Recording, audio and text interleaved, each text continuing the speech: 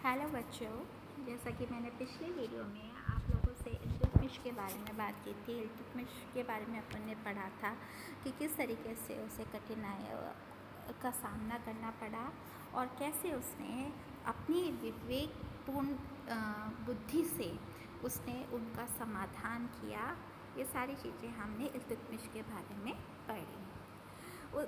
इल्तुतमिश के बाद में हम बात करते हैं रुकनुद्दीन फ़िरोज़ शाह। रुकनुद्दीन फ़िरोज़ शाह, जिसका टाइम पीरियड ओनली 1236 ईस्वी, मतलब एक थोड़े से ब्रीफ टाइम पीरियड के लिए आया था।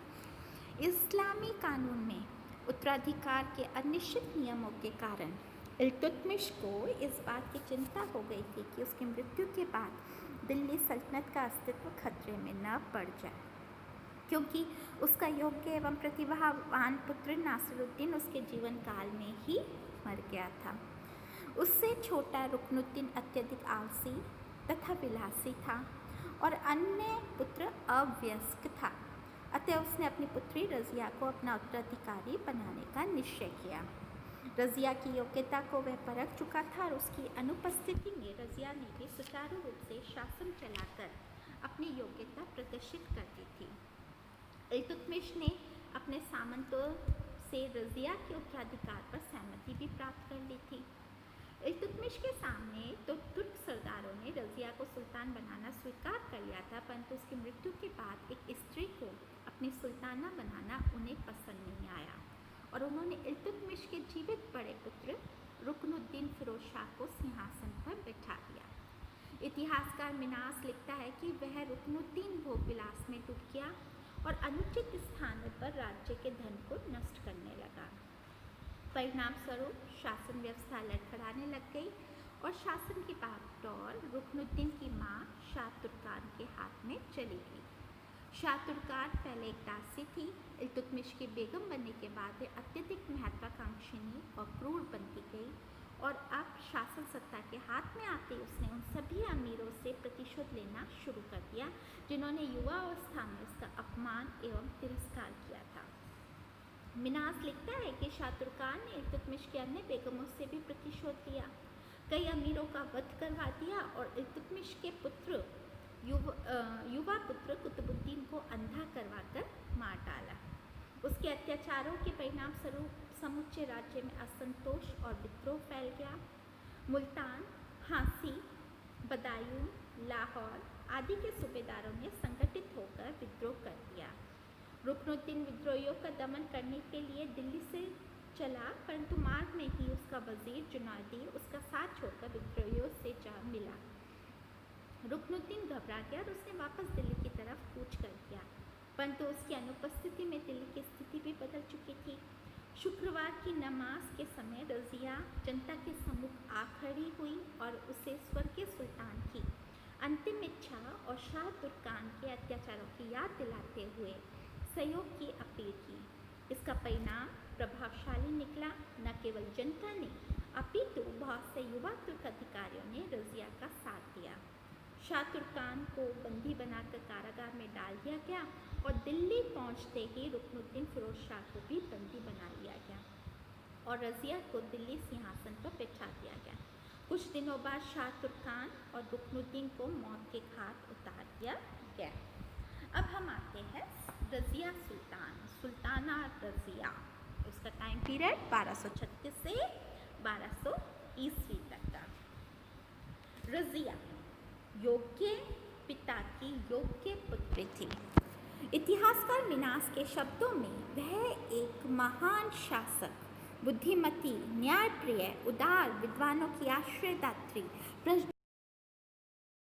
गुण संपन्न तथा उन सभी श्लाघनीय गुणों से परिपूर्ण थी जो एक शासक के लिए आवश्यक है। भारत के मुस्लिम इतिहास में वह पहली स्त्री थी जो दिल्ली के सिंहासन पर बैठी थी और जिसने संपूर्ण प्रभुत्व संपन्न राजतंत्र का सिद्धांत को अपनाया। इल्तुतमिश ने प्रारंभ से ही उसे राजकुमारों की भांति शिक्षा दी थी। जब इल्तुतमिश ग्वालियर पर अभियान के लिए दिल्ली से चला तो शासन की देखभाल का कार्य वह रज़िया को सौंप गया था, जिसे उसने कुशलता के साथ पूरा किया। बाद में सुल्तान ने उसे अपना उत्तराधिकारी भी घोषित कर दिया और तुर्क सरदारों ने उस समय उसका समर्थन भी किया था। परंतु बाद में तुर्क सरदारों के अहम ने एक स्त्री के आगे शीश झुकाना स्वीकार नहीं किया और उन्होंने रुकनुद्दीन को सुल्तान बना दिया। परंतु रज़िया ने सर्वसाधारण और युवा वर्ग अधिकारियों के सहयोग से सिंहासन प्राप्त कर लिया। अमीरों के विद्रोह का दमन।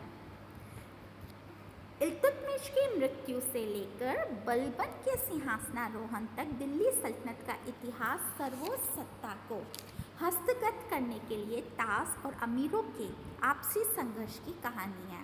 इल्तुतमिश ने रज़िया को अपना उत्तराधिकारी नियुक्त किया था, परंतु अमीरों ने रुकनुद्दीन को सुल्तान बना दिया।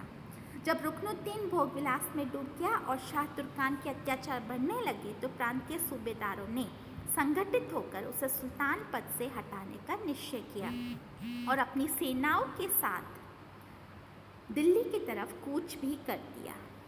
परंतु इसी बीच जन सहयोग से तथा अमीरों और प्रांत के सूबेदारों की सहमति से वह सुल्ताना बन गई। यह बात अमीरों के लिए एक गंभीर चुनौती थी, क्योंकि नए सुल्तान का चयन करना वे अपना अधिकार समझते थे।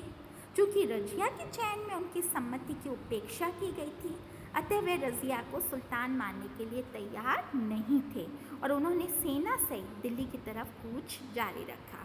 वज़ीर निज़ामुल मुल्क जुनैदी ने भी रज़िया के विरुद्ध विद्रोही सरदारों का साथ दिया। इस प्रकार सुल्ताना बनते ही रज़िया को अमीरों के विद्रोह का सामना करना पड़ा। बदायून, मुल्तान, हांसी और लाहौर के सूबेदारों ने दिल्ली के समीप भी अपना शिविर लगा लिया। परंतु रज़िया भी साहसी युवती थी और वह इस बात से परिचित थी कि सुल्तान पद की रक्षा तलवार के बल पर ही की जा सकती है। अतः उसके राजधानी के बाहर निकलकर शत्रु से मुकाबला करने का निश्चय किया।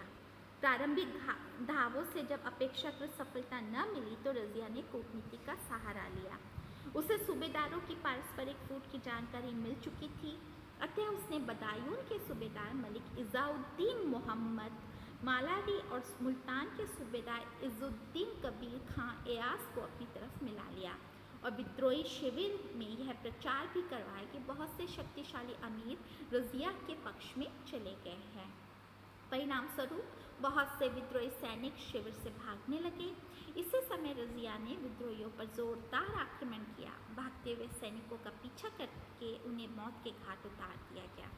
हांसी का सूबेदार मलिक सैफुद्दीन कूची बंदी बना लिया गया और उसे मौत के घाट उतार दिया गया। लाहौर का सूबेदार मलिक अलाउद्दीन जानी भी मारा गया। वज़ीर जुनैदी सिरमौर की पहाड़ियों की तरफ भाग गया। इस प्रकार विद्रोह को कुचल दिया गया। अमीरों और ताज के मध्य लड़े गए इस संघर्ष में रज़िया ने उनकी संगठित शक्ति को परास्त करके अपने चयन का औचित्य सिद्ध कर लिया। इससे उसकी सत्ता की धाक जम गई और सर्वसाधारण में उसकी लोकप्रियता बढ़ गई। नवीन नियुक्तियाँ। कैसे उसने नवीन नियुक्तियाँ की? अमीरों के विद्रोह को कुचलने के बाद रज़िया ने प्रशासनिक पदों पर नवीन नियुक्तियाँ करने का निश्चय किया। उसका मुख्य ध्येय शासन व्यवस्था को तुर्क अधिकारियों के एकाधिकार से मुक्त करना तथा उनकी शक्ति को नियंत्रित करने की दृष्टि से गैर तुर्कों को प्रशासन के महत्वपूर्ण पदों पर नियुक्त करना था। तदनुसार ख्वाजा मुहाज़बुद्दीन को वज़ीर, मलिक सैफुद्दीन ऐबक बहतू को सेना का अध्यक्ष, मलिक इज़ुद्दीन कबीर खां एयास को लाहौर का सूबेदार, इख्तियारुद्दीन अल्तुनिया को भटिंडा का सूबेदार, एतिकिन को अमीर हाजिब और मलिक जमालुद्दीन याकूत को अमीर हाकुर पद से नियुक्त किया गया। कुछ दिनों बाद जब सेनाध्यक्ष की मृत्यु हो गई तो उसके स्थान पर मलिक कुतुबुद्दीन हसन गौरी को नायब लश्कर पद पर नियुक्त किया गया। अब रज़िया के समय की जो मुख्य घटनाएं हैं वो हम नेक्स्ट वीडियो में